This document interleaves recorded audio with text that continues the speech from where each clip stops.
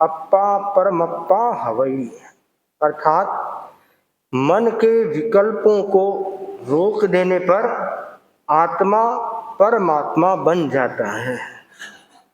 बड़ा ही सुंदर कहा गया है। मन के विकल्प संकल्प जहाँ रुक जाते हैं वहाँ आत्मा परमात्मा बनने की दिशा में अग्रसर हो जाता है। 5 इंद्रियां और मन, इंद्रियां विषयों के माध्यम से पदार्थ का ग्रहण करती है, मन त्रिकालिक अवस्थाओं को ग्रहण करता है, अतीत को भी ग्रहण करता है, वर्तमान और भविष्य को ग्रहण करता है। तो मन पर विजय प्राप्त करना या मन का रूपांतरण करना, मन एक ऐसी सीढ़ी है जिसके माध्यम से ऊपर भी चढ़ा जा सकता है और नीचे भी उतरा जा सकता है। तो रूपांतरण कैसे करें? मन का प्रवाह पानी की तरह है। पानी जैसे नीचे की ओर बहता है वैसे ही मन भी नीचे की ओर बहना चाहता है, विषय की ओर बहना चाहता है, संसार की ओर बहना चाहता है। उसको ऊपर चढ़ाना है तो कुछ न कुछ माध्यम चाहिए। पानी को टंकी में चढ़ाना है तो मशीन चाहिए, मोटर चाहिए, तो पानी को ऊपर चढ़ा सकते हैं।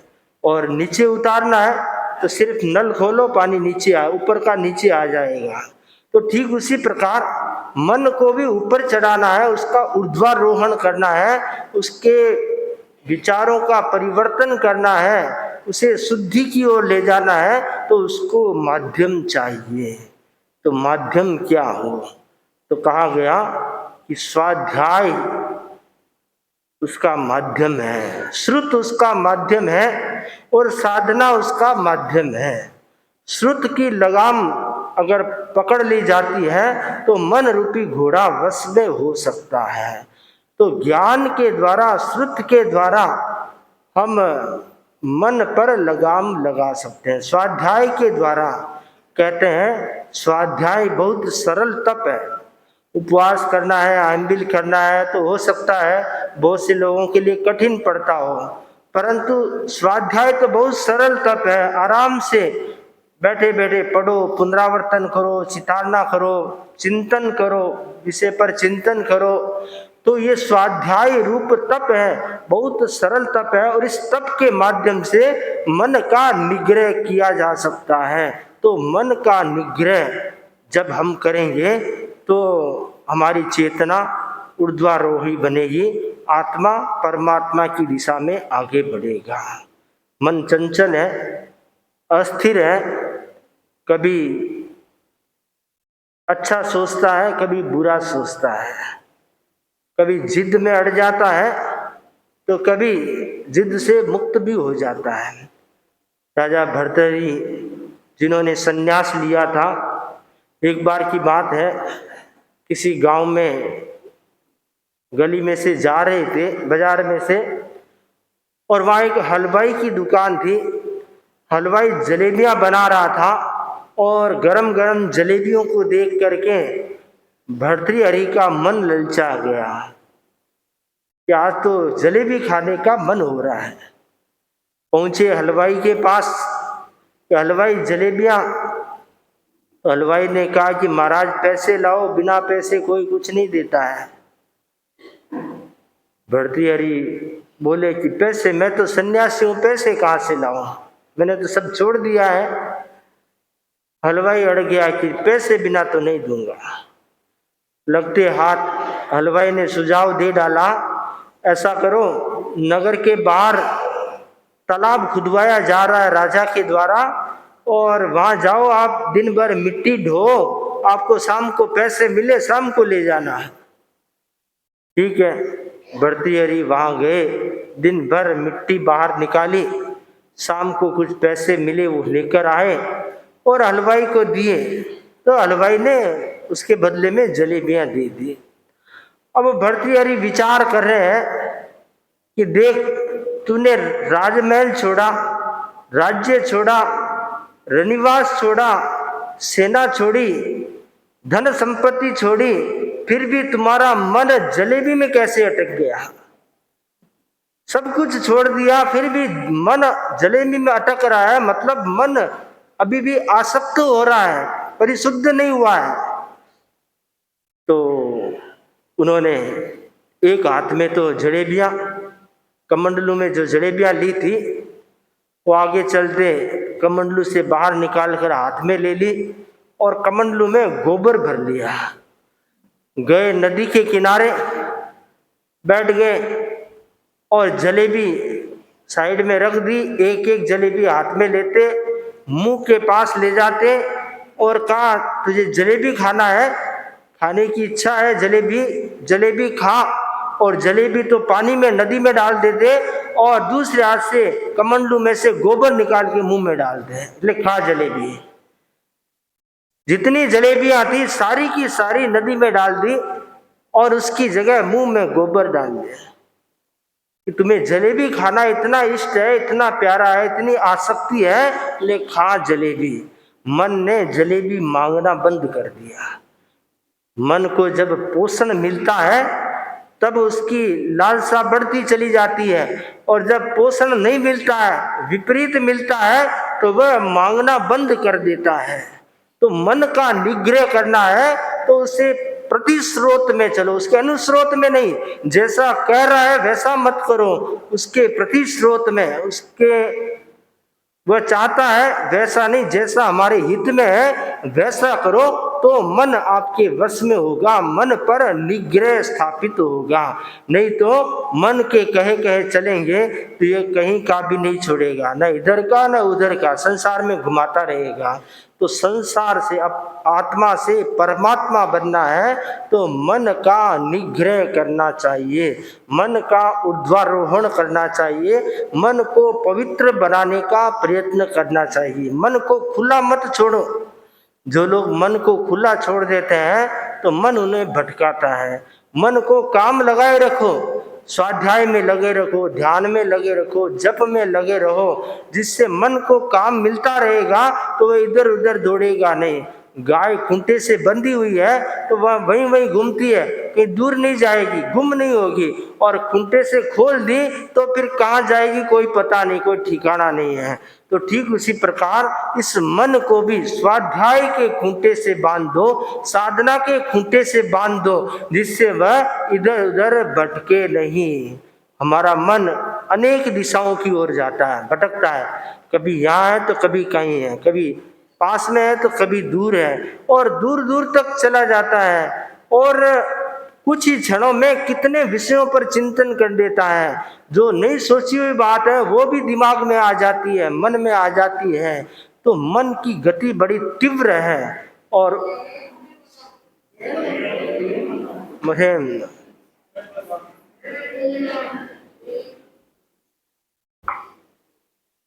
महासमुद्र श्री चरणों में कोटि से वंदन। मुनिवृंद, उपस्थित धर्म प्रेमी भाइयों बहनों, आज से निर्जरा तत्व सप्ताह प्रारंभ होने जा रहा है। भगवान महावीर की वाणी है,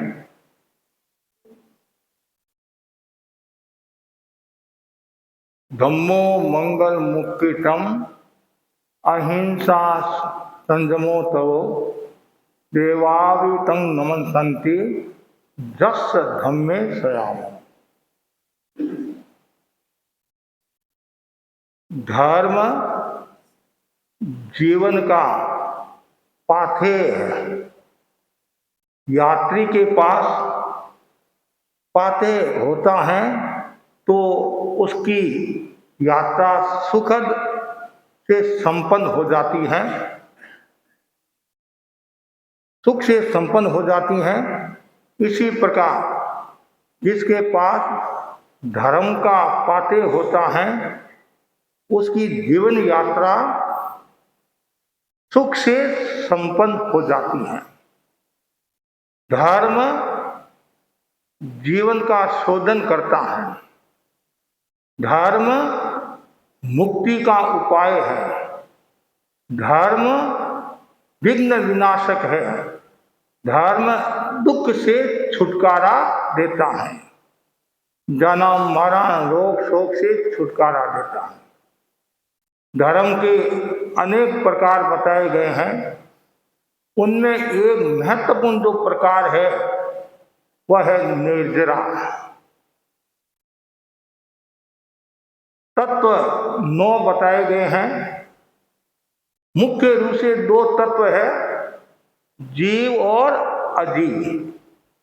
विस्तार की दृष्टि से, समझाने की दृष्टि से तत्व के 9 भेद किए हैं।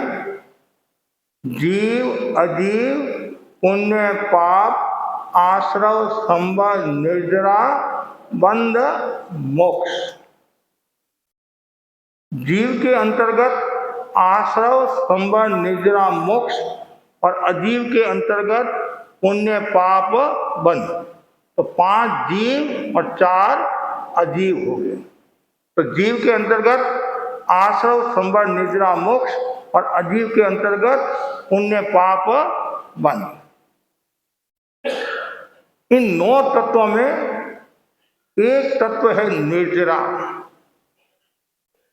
और हम बार बार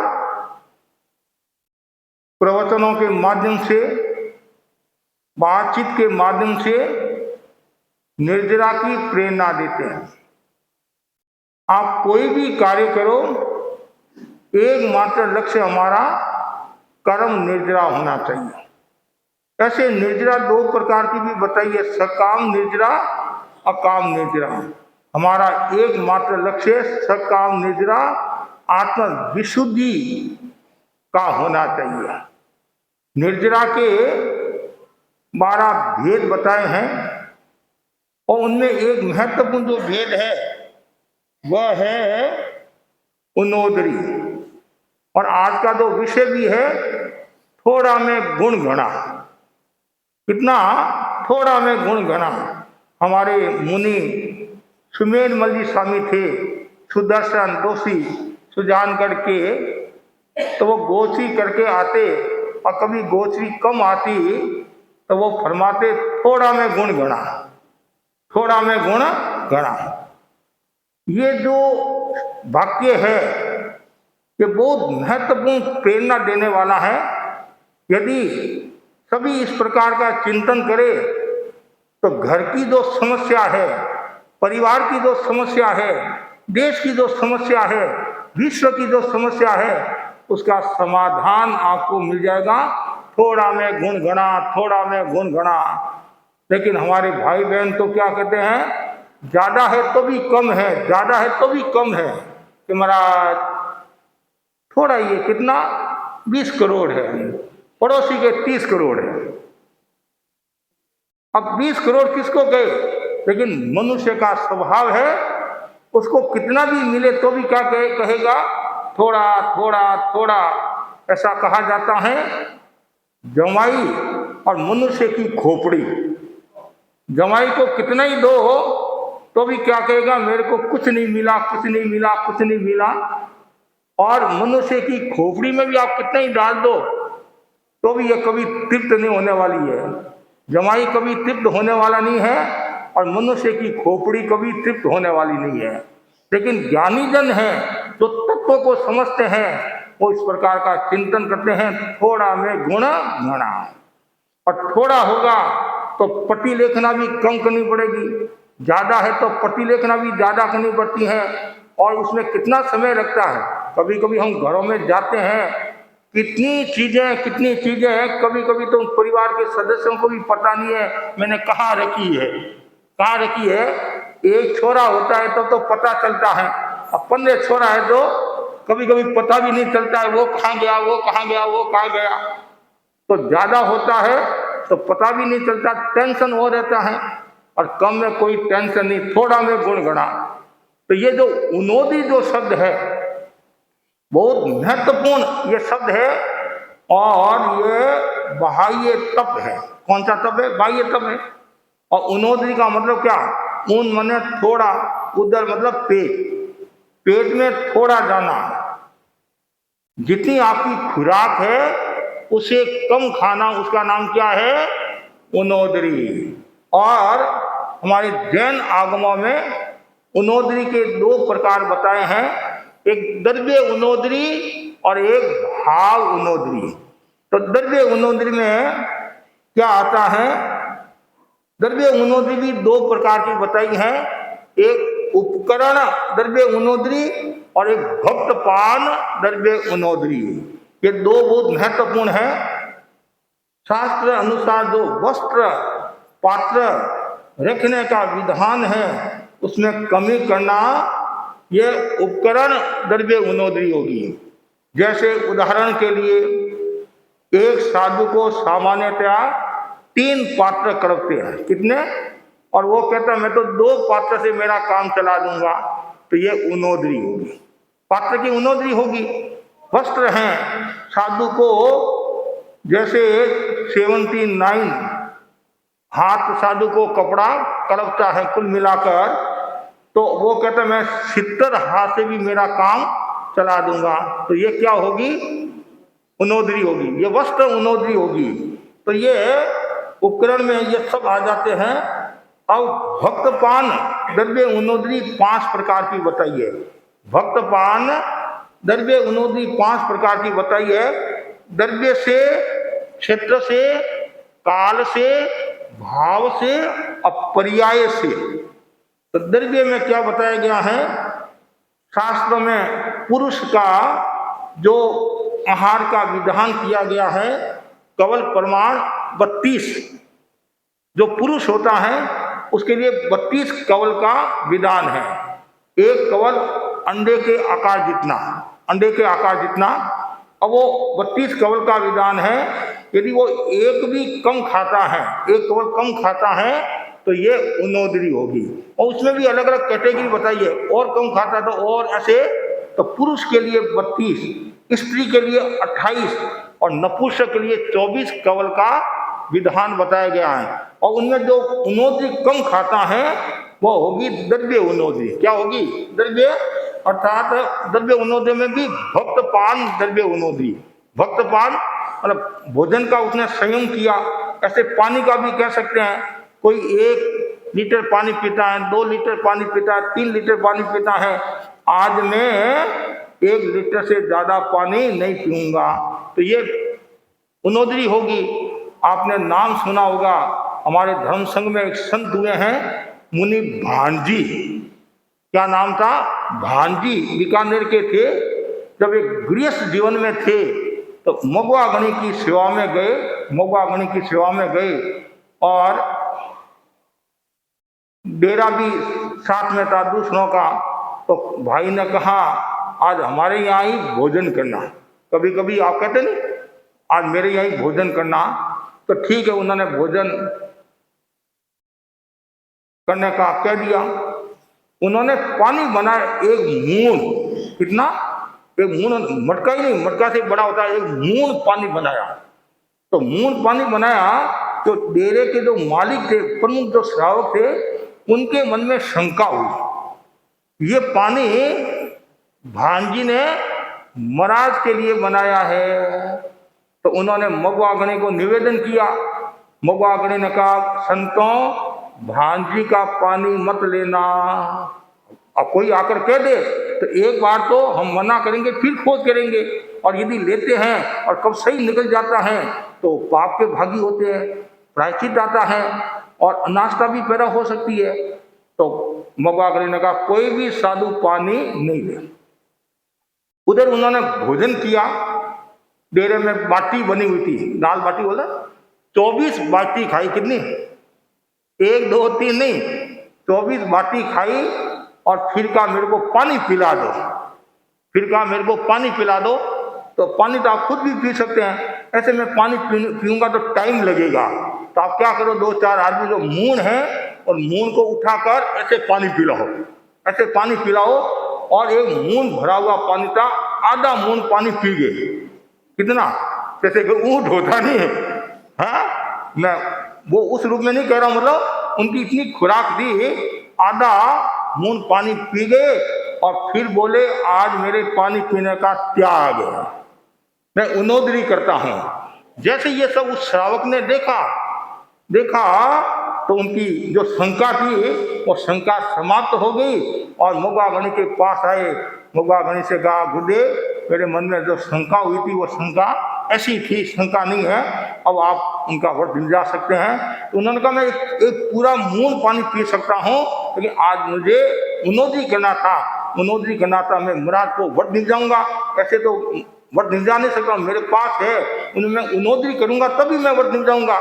कभी कभी ऐसा होता है ना, घर में हम गोची जाते हैं तो हमारे एक आमेर के श्रावक थे, बहुत भक्ति वाले श्रावक थे, तो संत गोची पदा थे और वो आग्रह करते महाराज आज 4 फुलके मेरे हाथ से ले लो, मुझे उनोदरी का मौका दो। ऐसे तो 4 है तो 3 लेते हैं तो उनोदरी होगी, 2 लेते तो भी उनोदरी। उन्होंने तो इतना कह दिया सारे के साथ आज मुझे मौका दो, ऐसे हम रोजाना खाते हैं, आज मुझे मौका दो। कभी कभी ऐसा भी हम करते हैं, श्रावक की भक्ति भावना देखकर तो पूरा व्रत भी निभा देते हैं कि महाराज आज मुझे उनोदरी का मौका दो, उनोदरी का। तो ऐसे हमारे एक श्रावक थे, बाद में साधु बन गए, छोटोजी स्वामी थे, जयपुर के थे। वो उस समय 5 रुपए की रबड़ी खाते थे। कितने? आज से 100-125 साल पुरानी बात बता रहा हूँ। 5 रुपए की रबड़ी। अब जयपुर की रबड़ी तो प्रसिद्ध है, आजकल तो राबड़ी का ही फोड़ा पड़े है, राबड़ी का ही फोड़ा पड़े। देश में तो फिर भी राबड़ी मिल जाती है और शहरों में रबड़ी मिल सकती है, लेकिन राबड़ी के दर्शन दुर्लभ होते हैं, कभी कभी दुर्लभ होते हैं। कि महाराज ठीक है महाराज, ऐसी बात है, आपको आश्चर्य होगा, उन्होंने इतना संयम किया और फिर ऋषि राय ने कहा भाई तुम तो रोजाना रबड़ी खाने वाले हो, यहाँ तो राबड़ी भी मुश्किल है। कि महाराज मैं अपने आप को संभाल लूंगा। और आपको आश्चर्य होगा, दीक्षा ली और लास्ट में 2 या 3 द्रव्य बस इतनी उन्नति कर ली उन्होंने, अपने आप को इतना संतुलित कर लिया और अपने आप को इतना प्रकाशित कर लिया। मतलब बाद में दीक्षा ली और खूब शासन की सेवा की। तो ये मुनि छोटोजी स्वामी, मुनि भानजी स्वामी, तो ये दोनों की गृह जीवन की घटना है। और छोटोजी ने दीक्षा के बाद में तो खूब इतनी साधना की और अपने आप को इतना तपाया और लास्ट में बहुत कम द्रव्य पर आ गए। एक हमारे चिमन राम जी कोठारी थे टमकोर के, और उन्होंने भी लास्ट में इतना संयम किया और ऐसे करते गए। मुनि गणपत राम जी स्वामी थे सिरसा के, उन्होंने भी खूब संयम किया। तो ये खाद्य संयम ये बहुत बड़ी साधना है। और हमारे पर्युषण पर्व में एक दिन भी आता है, खाद्य संयम दिवस आता है। तो ये पहला है द्रव्य से भक्त पान द्रव्य उनोदरी। आज भी हमारे कुछ लोग ऐसे हैं जो 2, 3, 4 चपाती खाते हैं और कभी मन में आता कि नहीं आज तो मैं उनोदरी करूंगा, और महाराज पधार जाते हैं कि महाराज आज तो मुझे उनोदरी का मौका दो। और तो ये द्रव्य उनोदरी होगी, मतलब भक्तपान द्रव्य उनोदरी। दूसरी है भक्तपान द्रव्य उनोदरी। उदाहरण के लिए साधु ग्रामादि अनेक क्षेत्र भिक्षा के लिए कलपते हैं, उनमें यथासंभव संकोच करना क्षेत्र से भक्तपान द्रव्य उनोदरी होगी। जैसे ये दक्षिण हावड़ा, तो दक्षिण हावड़ा में बहुत बड़ा एरिया, खूब आहार पानी मिलता है, कोई कमी नहीं है, लेकिन उन्होंने संकोच कर दिया, क्षेत्र का संकोच कर दिया। आज मुझे इतना क्षेत्र में ही जाना है, तो ये हो गया क्षेत्र उनोदरी, क्षेत्र की उनोदरी होगी। ऐसे ही काल की उनोदरी, मैं दिन के 30 प्रहर में ही गोत्री करूंगा। इस प्रकार शास्त्र विहित गोत्री के समय में संकोच करना काल से भक्तपान द्रव्य उनोदरी है। अब हम 4 टाइम गोत्री जाते हैं और मैंने कह दिया नहीं आज 3 टाइम का मैं संयम करता हूँ, उनोदरी करता हूँ और केवल 1 टाइम जाऊंगा, तो ये काल उनोदरी होगी, काल उनोदरी। ऐसे भाव उनोदरी में क्या आता है, अलंकृत अनलंकृत वैश्यक या अमुक प्रकार के वस्त्र आदि वाले पुरुष स्त्री भिक्षा देंगे तो ही मैं भिक्षा ग्रहण करूंगा। कभी कभी हमारे वो मुनि कोदरजी स्वामी थे ना, कोदरजी स्वामी, उन्होंने अभिग्रह किया था कि भाई 8 बाजे की रोटियां, ऐसे कुछ उन्होंने अभिग्रह किया था। कि वैसा होगा तो ही मैं पालना करूंगा, नहीं तो आगे तपस्या करूंगा। तो वो क्या हो गया, भाव भक्तपान उन्नोदरी होगी। और द्रव्य क्षेत्र काल भाव फिर एक पर्याय से, पर्याय क्या है, पीछे जो द्रव्य क्षेत्र काल भाव कहे हैं उनके भावों पर्यायों में संकोच करना, और पर्याय से भक्तपान उन्नोदरी है। ये भक्तपान द्रव्य उन्नोदरी का विवेचन हुआ, मतलब ये 5 प्रकार की बताई है। तो ये भी समझना चाहिए। अधिकांश लोग द्रव्य उन्नोदरी करने वाले तो खूब है, कपड़ों की सीमा रखने वाले भी है, पदार्थों की सीमा रखने वाले भी है, खान पान की सीमा रखने वाले भी है, सबने नियम भी चितारते हैं। लेकिन एक महत्वपूर्ण द्रव्य उन्नोदरी के एक भाव उन्नोदरी, भाव उन्नोदरी का और ज्यादा महत्व है। भाव उन्नोदरी का, तो भाव उन्नोदरी के 6 भेद है। कितने भेद है? 6 भेद है। अल्प क्रोध, अल्प मान, अल्प माया, अल्प लोभ, अल्प शब्द, अल्प जंजा, झंडा वाला ज, अल्प जंजा, ये 6 प्रकार की भाव उन्नोदरी बताई है। उसमें अल्प क्रोध, इसका तात्पर्य यह है कि पहले कोई साधु या श्रावक खूब गुस्सा करता था, गृह जीवन में ऐसे खूब गुस्सा करता था, और इतना गुस्सा करता था, फिर उसको बोध मिला, निमित्त हुआ कि भाई ये गुस्सा तो बहुत नुकसानकारी है, अब मुझे गुस्सा कम करना चाहिए। तो उसने उन्नोदरी की, वो भाव उन्नोदरी अल्प क्रोध वाला हो गया। और तुंकारी भट्टा का नाम सुना होगा, उसको बहुत गुस्सा था, और तुंकारी भट्टा कि मेरे को कोई तुंकारा नहीं देना, परिवार वाले भी, मतलब बाप भी उनके पक्ष में, लेकिन आखिर इतना उसको गुस्सा था, उसका परिणाम उसको भुगतना पड़ा। फिर चिंतन किया, उसको बोध हुआ कि भाई अति क्रोध में तो नुकसान है। क्या है? नुकसान है। फिर उसने अपने आप को संभाला, और फिर वह एकदम अल्प क्रोध में आ गई, अल्प क्रोध में आ गई।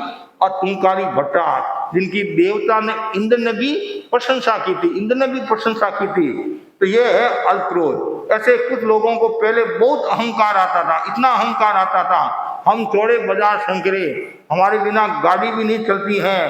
फिर उनको बोध हुआ, भाई अहंकार किसका चला, रावण का भी नहीं चला, दुर्योधन का भी नहीं चला, न तेरा चलने वाला न मेरा चलने वाला, क्यों कर्मों का बंधन करूं। और लोग भी दूर होते। कोई भी व्यक्ति यदि ज्यादा अहंकार करता है, ज्यादा अपने आप को प्रदर्शित करता है, और कभी कभी अहंकार में तानाशाही का रूप भी हो जाता है, अहंकार में कभी कभी तानाशाही का रूप हो जाता है, तो उससे घर वाले, परिवार वाले सब दूर हो जाते हैं। फिर उसको कभी न कभी बोध होता है कि ये तो नुकसानकारी है, तो फिर वो क्या करता है, पूरा तो मान गया नहीं, पूरा मान तो कर्मों का क्षय होगा तभी जाएगा, मोह निकर्म क्षय, तो उसने फिर मान को कम कर दिया। जैसे अल्प क्रोध, अल्प मान, ऐसे ही अल्प माया। लेकिन कुछ लोगों के भीतर में इतनी माया होती है, इतनी माया होती है, कथनी करने की असमानता, कथनी करने की असमानता, कहता क्या है और करता क्या है। ऐसे लोग भी मिलेंगे, हमारे सामने क्या बात करते हैं, आपके सामने बात क्या करते हैं, और किसी के सामने क्या बात करते हैं। तो ये जो माया बड़ी खतरनाक है। फिर उनको कभी न कभी बोध होता है, या संतों की प्रेरणा मिलती है कि भाई माया खतरनाक है, माया जो करने वाला वो 23 योनि में पैदा होता है, दुर्गति में जाता है, अविश्वास का पात्र हो जाता है, तो फिर वो माया को कम करता है, वो अल्प माया। उसके बाद में अल्प लोभ, कुछ लोगों के बहुत लोभ होता है। जैसे आप कपिल का उदाहरण दे सकते हो, कपिल का था नहीं, जहां लाहो तहां लो, जैसे जैसे लाभ बढ़ा वैसे वैसे लोभ बढ़ता गया, लोभ बढ़ता गया, लोभ बढ़ता गया। और फिर बाद में चिंतन बदला, अरे कहाँ आया और क्या किया मैंने, तो फिर अल्प लोभ हुआ, फिर घाती कर्मों का क्षीण कर दिया, उनको केवल ज्ञान भी हो गया। कपिल के अलावा और भी कुछ लोग ऐसे होंगे, महाराज पहले मैं बहुत लोभ करता था, फिर मैंने सोचा किसके लिए करूं, किसके लिए करूं, कर्मों का बंधन होता है, साथ एक पैसा चलने वाला नहीं है, तो फिर महाराज मैंने अब अल्प लोभ में मैं आ गया हूं। तो अल्प क्रोध, अल्प मान, अल्प माया, अल्प लोभ। ऐसे ही अल्प शब्द, कुछ लोग हैं ज्यादा बोलते हैं, उनका रेडियो चालू रहता। जैसे दो औरतें मिली, तो कुछ न कुछ वो बोलती रहती है। एक औरत बोली, मेरे पतिदेव इतने निठल्ले हैं, इतने बदमाश है, इतने शैतान हैं, व्यभिचारी हैं, फिर भी मैं उसकी आलोचना करूं क्या? क्या कहा? फिर भी मैं उसकी आलोचना करूं क्या? दूसरी बोली, बस मेरे पति तो एक नंबर के डाकू है, गुंडे है, और जिनकी तुम कल्पना नहीं कर सकती हैं, फिर भी मैं उसकी आलोचना करूं क्या? अब बोलो आप, ऐसे लोग भी होते हैं। दो दोस्त बोले, आपस में मिले, बोले कि मेरी माँ गजब की विदुषी है, तुम कोई भी विषय दे दे उस पर 2 घंटा 3 घंटा बोल सकती है। दूसरा लड़का बोला, बस इतना सही। मित्र बोला, मेरी माँ तो तेरी माँ से भी ज्यादा गजब की विदुषी है, विषय हो या मत हो दिन भर बड़बड़ करती रहती है। तो कुछ लोग ऐसे होते हैं, दिन भर बोलते ही रहते हैं। कभी कभी हम बिहार करते हैं, रास्ते में लोग मिलते हैं तो वो ऐसे बात करते रहते हैं, हम सोचते किससे बात करता है, फिर पता चलता वो अंदर फोन, ये फोन है नहीं, और बात करता रहता है। और कभी कभी एक जगह हम रुके हुए थे, एक भाई कम से कम 1 घंटा ऊपर बात की होगी, 1 घंटा से बात बोलते ही जा रहे, इतना जोर जोर से बोल रहा है, इतना जोर जोर से। तो कुछ लोग ऐसे भी होते हैं, अनावश्यक बोलते हैं, इतने आवश्यकता होती तो बोलना ही होता है। वो तो घर परिवार में आवश्यकता नहीं बोले तो भी घर परिवार चलता नहीं है। तो सामाजिक संबंध रखने में वचन की महत्वपूर्ण भूमिका रहती है। यदि भाषा नहीं है तो कुछ भी नहीं है। अब एक इंद्रिय के पास भाषा है नहीं है, एक इंद्रिय के पास में भाषा, एक इंद्रिय के पास भाषा नहीं है। 2 इंद्रिय, 3 इंद्रिय, चतुरेंद्रिय, असनी, पंचेंद्रिय के पास में भाषा तो है, लेकिन वो अव्यक्त भाषा है। और लेकिन मनुष्य एक ऐसा प्राणी है जो भाषा भी है और व्यक्त सुख दुख की बात वो सबके सामने कर लेता है। कभी कभी क्या होता है, अब वो बहुत सुनती नहीं है सासू की बात, अब सासू भरी हुई है, और किसके सामने बफारा निकाले, तो पड़ोस के घर में जाती है और या अपनी सहेली के वहां जाती है, अपनी पूरी बात भड़ास निकाल देती है। तो ये भाषा है हमारे पास में। तो भाषा है तो इसमें बताया गया है, भाषा में भी अल्प भाषा, कम बोलना, मतलब अल्प भाषा मतलब कम बोलना। जो जितना ज्यादा व्यक्ति कम बोलेगा तो वो उनोदरी होगी। तो पहले लोग बहुत बोलते थे, कभी कभी स्टेज मिल जाता नहीं बोलने के लिए, तो कभी कभी लोग बैठते भी नहीं है। एक भाई ने मुझे बताया, कलकत्ता की बात नहीं है, दूसरे क्षेत्र की बात है। वो भाई बोला, महाराज खड़ा करना आपका काम है, खड़ा करना आपका काम है, और बैठना मेरा काम है। बैठना मेरा काम है, आपने मेरे को खड़ा किया, बैठना मेरा काम है। और कभी कभी ये संचालन करते नहीं, उनमें भी अनावश्यक और अतिरिक्त बोलते हैं। जहाँ आवश्यकता वहां तो बोलना ही पड़ता है, लेकिन आवश्यकता से बोलते हैं तो वो आपको अनगमता नहीं लगता है, अनावश्यक बोलते हैं तो वो अनगमता लगता है। तो यहाँ बताया गया है अल्प, थोड़ा बोलना। यदि कोई व्यक्ति 2-3 मिनट बोलता है तो वंश मोर होता है, और भी हमारा इसको मौका दो, ये थोड़ा बोलता है इस सार की बात। तो कुछ लोग ऐसे होते खूब बोलते हैं, फिर उनको भी चिंतन हो गया कि मैं इतना गला फाड़ता हूँ, इतना बोलता हूँ, लोग तो मेरी बात सुनते नहीं है। फिर उनके चिंतन में भी बदलाव आया, व्यवहार में भी बदलाव आया कि मुझे ज्यादा नहीं बोलना है और मुझे वाणी का संयम करना है। तो वो अल्प शब्द, कम बोलना तो बहुत जरूरी है। व्यक्ति कम बोलने का अभ्यास करे। अब कम बोलने से कितना फायदा है। एनर्जी, एलर्जी 2 शब्द है, एनर्जी और एलर्जी। आप कम बोलोगे तो आपको एनर्जी मिलेगी, और ज्यादा बोलोगे क्या होगा, एलर्जी। लोग आपसे घृणा करेंगे और आपसे बात भी नहीं करेंगे। क्यों नहीं करेंगे? कि भाई इसका विश्वास नहीं है। और जो ज्यादा बोलता है वो नमक मिर्च लगा कर बोलेगा। अब बात तो इतनी सी है, बात अब करे क्या, उनको आधा घंटा लगाना है, तो वो ऐसी, जैसे सीरियल आता है ना, सीरियल, तो वैसे ऐसी वो नमक मिर्च लगाकर बात करता है और लोगों को भी रस आता है। ये मजे की बात तो ये, लोगों को भी रस आता है। आगे क्या, आगे क्या, आगे क्या, आगे क्या। अरे महाराज ने जो धर्म की बात बताई वो तो सुनो, कि ये तो खास बात नहीं है, ये तो महाराज रोजाना ही सुनाते हैं, तो तू क्या सुना रहा वो मेरे को बता। तो ये, लेकिन उसमें भी कर्मों का बंधन होता है, कर्मों का बंधन की संभावना रहती है। इसलिए अल्प बोलना, थोड़ा बोलना, जितनी आवश्यकता है उतना बोलना, ये स्वास्थ्य के लिए भी अच्छा रहता है।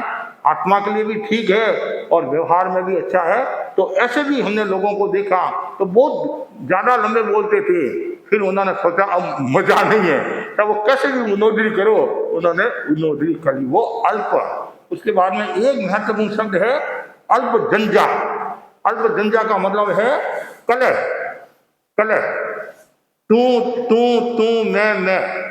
तो कुछ लोग ऐसे होते हैं दिन भर कलह करते हैं, चाहे कोई गोष्ठी होती है उसमें भी कलह, व्यापार करते हैं उसमें भी कलह, भोजन करने के लिए बैठते हैं उसमें ही कलह, रात को सोते हैं तो भी कलह, हर एक बात में लड़ाई करना, झगड़ा करना।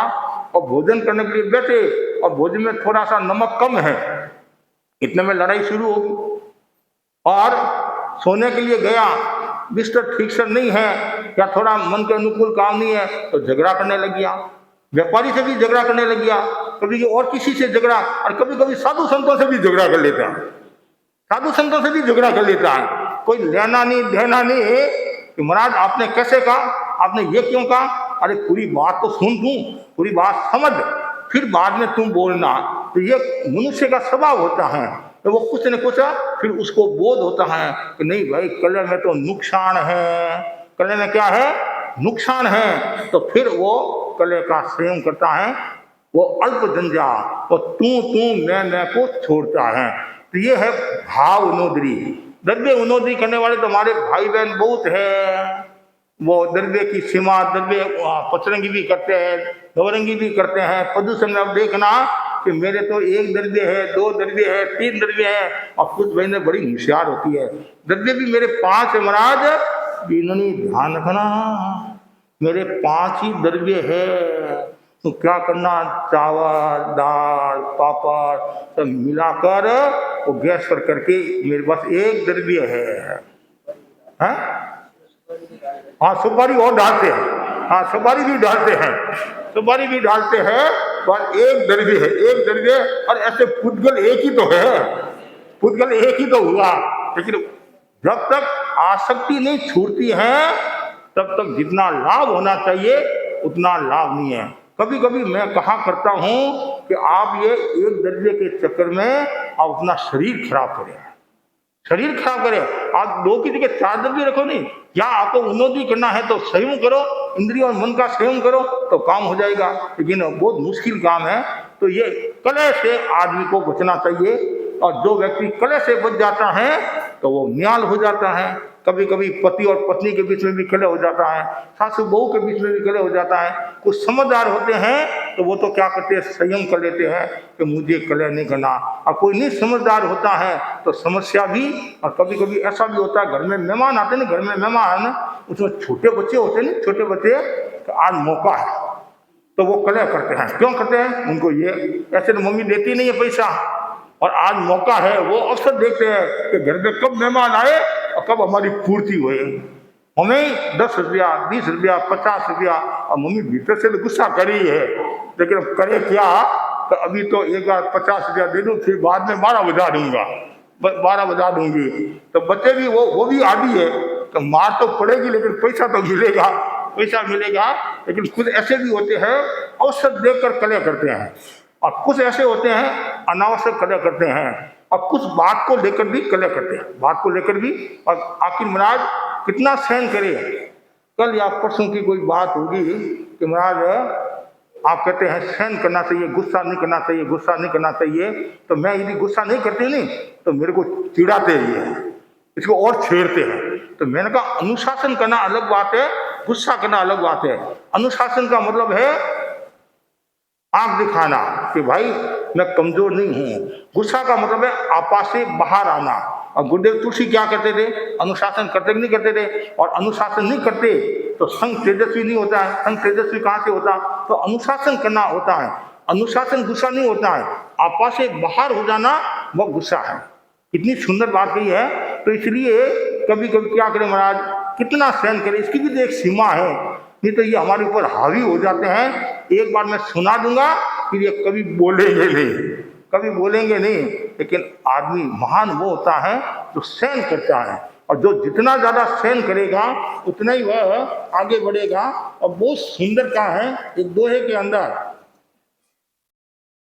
करोड़ वर्ष तप करे, करोड़ वर्ष तप करे, एक सय कोई गाढ़, करोड़ वर्ष तप करे, एक सय कोई गाढ़, उनमें नफो एक घणो, मेटे मंदरी जाड़, उनमें नफो घणो, मेटे मंदरी जाड़। कितना सुंदर कहा है। आपने करोड़ वर्ष की तपस्या की, करोड़ वर्ष कोई तप तपा, एक नहीं करोड़ वर्ष तक, और एक गाड़ी को यदि आपने सहन किया तो उसमें ज्यादा नफा है, उसमें ज्यादा नफा है। क्यों? आचार्य श्री गुरुदेव तुलसी भी फरमाते थे, सबसे बड़ी तपस्या क्या है? सहन करना, और सहन करो सफल बनो। आचार्य महाप्रगति भी फरमाते थे। आचार्य महासमुद्र को आप देखो कितना सहन करते, कितना सहन करते हैं। इसलिए तो गुरुदेव महाप्रगति इनको महातपस्वी, महातपस्वी कई बिंदु, उसमें एक ये भी बिंदु है सहनशीलता। इसलिए व्यक्ति को सहन करना चाहिए, और जो जितना ज्यादा सहन करेगा और तू मैं से बचेगा उतना ही वो आगे बढ़ेगा, तो वो भाव उन्नोदरी। तो ये बहुत महत्वपूर्ण है।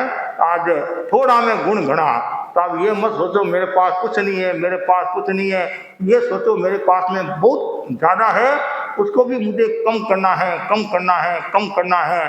तो ऐसे लोग भी है नहीं, आज उन्होंने 21 द्रव्य रखे, तो प्रतिवर्ष एक एक द्रव्य कम करते जाते हैं, 20, 19 ऐसे। और कभी कभी ऐसा भी करते, महाराज 80 वर्ष उपरांत मेरे त्याग है। पुराने लोग ऐसे भी करते थे, पुराने लोग। हाँ, तो हमारे वो मारवाड़ में एक झमकू बाई थी, इसमें कोई झमकू बाई तो नहीं है, झमकू बाई थी, वो उनका नाम मिठी बाई भी उसको कहते, मिठी बाई। तो बचपन में उन्होंने 80 वर्ष उपरांत आहार पाने का आहार का त्याग कर दिया, आहार का त्याग कर दिया। अब 80वां वर्ष लग गया, अब उनसे नौकाशी भी नहीं होती, अब नौकाशी भी नहीं होती, अब समस्या होगी। मैंने तो त्याग है। और वो हमारा चातुर्मास सिरियारी में था, मुनि मोहन लाल जी आमिर के साथ, तो वो दर्शन करने के लिए आई, हमारे गांव की थी, दर्शन करने के लिए आई। तो मैंने कहा चिंता मत करो, गुरु की कृपा से सब बढ़िया होगा, सब अच्छा होगा।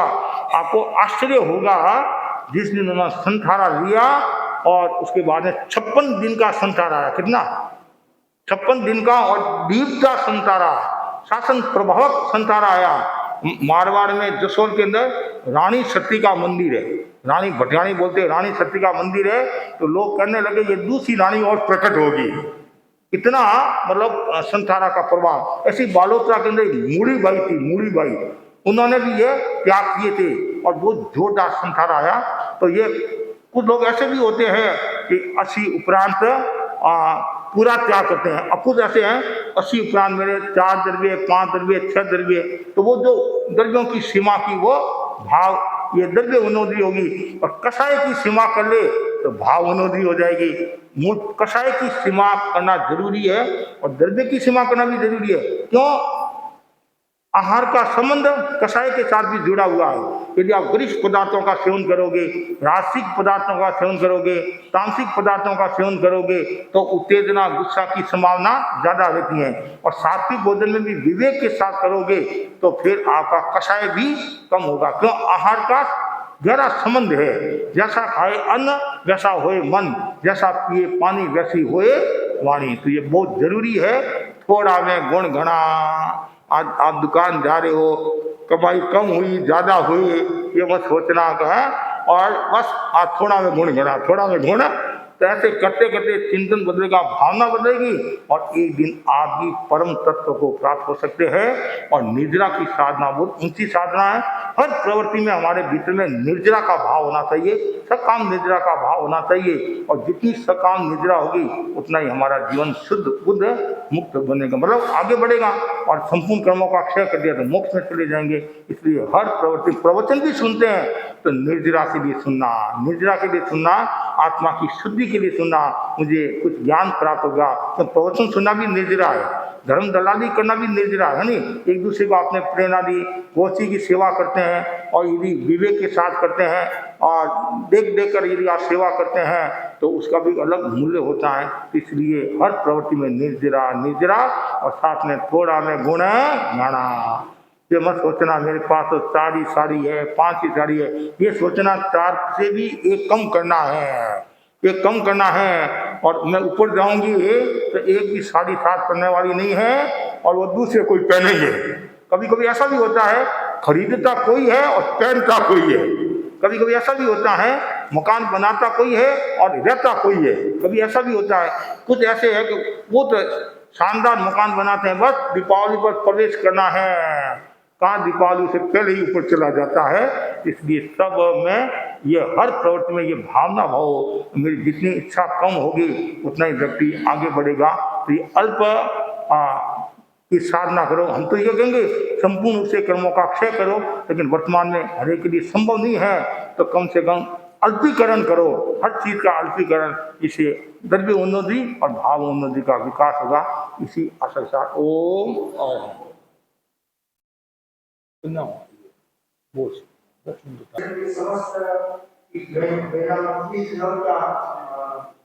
कन्या अधिवेशन था, पूरे भारतवर्ष को 4 भाग में विभाग करके अधिवेशन किए जा रहे हैं। इसी तरह का अधिवेशन इस शहर में था, तो कन्या मंडल वहाँ पर सहभागी करके आई है।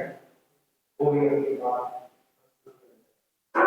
सरसाए जनजीवन, सरसाए जनजीवन। वंदे अर्हम, वंदे गुरुवरम, वंदे मुनिवरम। भंते 8 अगस्त को फारबिसगंज जाने से पूर्व अरुणोदय की बेला में आप श्री द्वारा प्रदत्त मंगल पाठ एवं आशीर्वचनों का अमृत ले हम पूरी कन्या मंडल की टीम फारबिसगंज पहुंचे और मानो दोनों दिनों के अरुणोदय के प्रोग्राम हम साउथ हावड़ा को अपनी सहभागिता दर्ज करवाने का सौभाग्य मिला।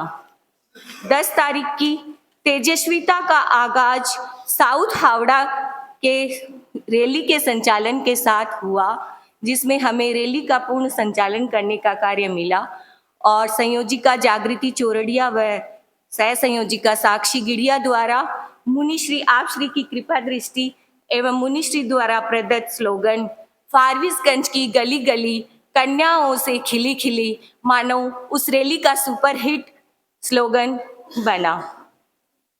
तत्पश्चात वहाँ अलग अलग परिचय सत्र हुआ, सभी क्षेत्रों ने अपने परिचय दिए और साध्वी श्री स्वर्ण रेखा जी के मंगल उद्बोधन ने मानो पूरी कार्यशाला की सभी कन्याओं को पावर पैकेज प्रदान किया। तत्पश्चात सायंकालीन सत्र में आलोक सत्र में कार्यक्रम का संचालन करने का सुअवसर साउथ हावड़ा की कन्या मंडल को मिला, जिसमें सुश्री जागृति चोरडिया ने 7 से 8 की सामायिक वहां पे करवाई और तत्पश्चात आलोक सत्र का संचालन बहुत ही अच्छे से किया। साध्वी श्री स्वर्ण रेखा जी के सानिध्य में साध्वी श्री स्वास्तिका श्री जी, गौतम यसा जी एवं सुधांशु प्रभा जी ने 13 पंथ के इतिहास के ऊपर आधारित बहुत ही सुंदर गेम्स का वहाँ पे आयोजन करवाया, जिसमें सभी क्षेत्रों की टीम्स ने भाग लिए और सुश्री साक्षी गिड़िया ने वहाँ पर प्रथम स्थान प्राप्त किया। दूसरे दिन सुबह के सत्र में जैसे मानो वो पूरा सत्र साउथ हावड़ा की सहभागिता के नाम ही था। सत्र आरोग्य सत्र में प्रातःकालीन योगा सेशन में साउथ हावड़ा की इंटरनेशनल सर्टिफाइड योगा ट्रेनर सुश्री भावना बेद ने वो पूरा सेशन लिया, जिसका संचालन साउथ हावड़ा की सह संयोजिका सुश्री साक्षी गिड़िया ने किया और आभार ज्ञापन भी सुश्री साक्षी गिड़िया ने किया।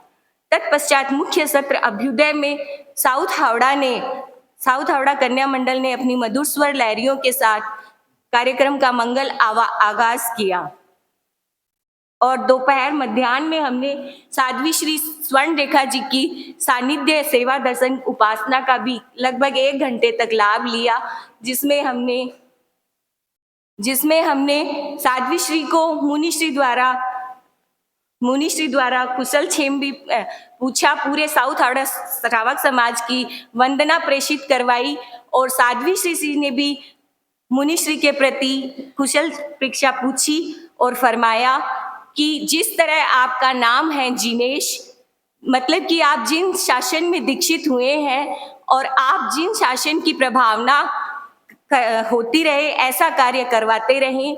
मुनिश्री जिनेश कुमार जी, परमानंद जी एवं कुणाल कुमार जी बहुत ही श्रम करवा रहे हैं और आध्यात्मिक वहाँ पे माहौल बना हुआ है।